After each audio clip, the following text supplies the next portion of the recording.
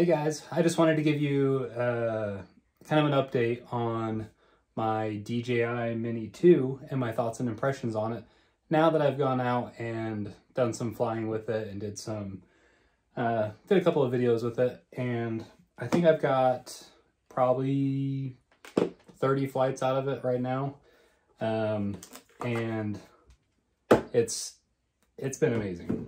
So any of you out there who were kind of on the fence of getting a drone, or kind of on the fence of if you want to get the Mini 2 or possibly the Air 2, this might kind of help you.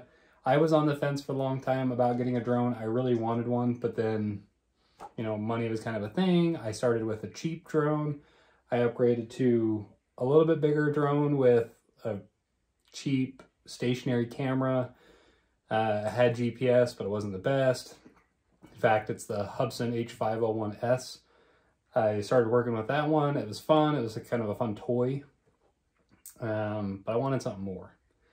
And I tell you, the Mini 2 gave me that more. It's been amazing. And let me kind of go over the reasons why I love it, the things I don't like about it, and kind of my thoughts and impressions on battery life and flight time. All right, so I've actually got it stowed away in this case that I bought off of Amazon. It's kind of like a Pelican case, but the cheap version. It was like 20 bucks, something like that. I was able to hold the 2 batteries I got. It's got slots for 4 batteries, but I've used one for the charging, the wall charger, 2 batteries, my cables, my accessories, the extra blades, the screwdriver.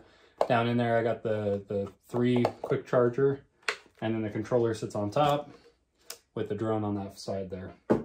So, like I said, I've probably got about 30-something flights on this drone so far, and this controller I've charged once. And if you look at it, I mean, we're still about 3/4 of a charge. That's a lot of flying, I would think. I don't know how most drones are, but to be honest, that's been awesome. I love that I'm able to charge my phone with this, which actually I do that every time I fly as well. It's always charging my phone because I never want that instance where my phone dies right in the middle of a flight or anything like that. So this has actually been charging my phone along with flying and controlling the drone itself. The things that I love about this thing are how little it is. I like that it's 249 grams, well, a little less. I love the camera. I love the gimbal. That footage is just, I mean, stable and amazing and beautiful. It's not like super quiet, but it is pretty quiet. But even in that case that I got, transporting this thing around really is not that big of a deal. Super easy. Take it camping, take it out for a razor ride, for a hike, throw it in your backpack. It's not a challenge. It's awesome. I love it. The battery life, I would say I probably get about 24 to 25 minutes. They claim, I think, 31 minutes of flight time. So 24, 25, you know, and that's going to also depend on wind variability. If you're flying into it, you know, against it, with it. If you're maybe going up a lot, sport mode, normal mode, cinema mode. Most of the time I'm in normal mode or city mode for cinema. I've only been in sport mode a couple of times just because I like the more smooth flow, like fluid flying for the videos. It's got a 12 megapixel camera on top of that, along with a 4K video camera. And the photos, they're pretty good. I mean, we've got the Canon T6 DSLR, and I believe that's actually 12 megapixels. So I mean, to get that in this little of a package and that same kind of quality is phenomenal. It's amazing. I love it. I have not had any issues with blades, nothing chipping, no damage whatsoever. I inspected every flight, as everybody should. And I mean, on top of that, like, you can't really see it on here, but I've chewed up a few bugs. In some of my videos, you can actually see the big pile of bugs that I run into. So, I mean, keep an eye out for that and clean it up every so often.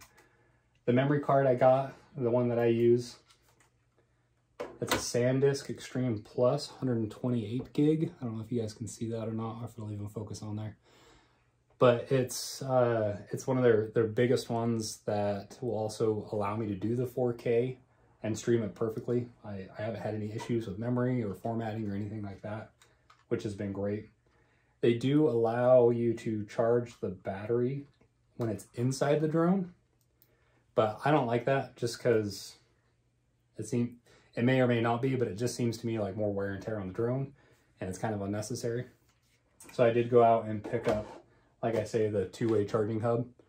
And then that way also I can charge my phone and stuff off of this using the drone's batteries, which, since I'm charging with the controller anyway, it's not quite necessary, but it's nice to have that capability.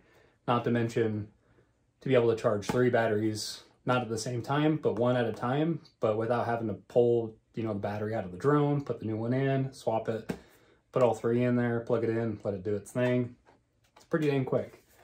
I'd say from fully dead to fully charged, I can do both my batteries probably in like half hour, 45 minutes-ish, all depending on the rate of the charger. I did pick up DJI's 18-watt USB charger, and that actually helped out a lot, because before I was just using the standard iPhone brick.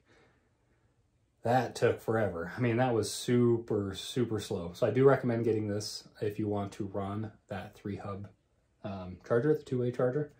Very good. And for 50 bucks, pick up an extra battery.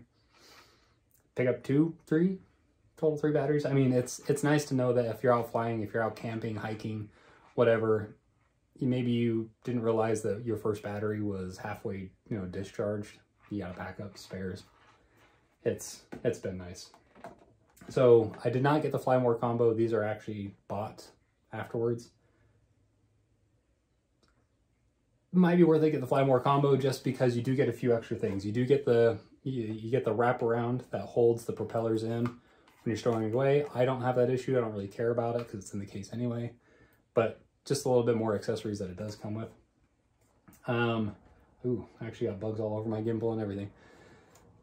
So, like I said, for those out there who are thinking about buying a drone or are unsure if they want to go with the Mini 2 or the Air 2 or anything like that, I've never flown the Air 2, but I gotta say, this Mini 2 has been amazing.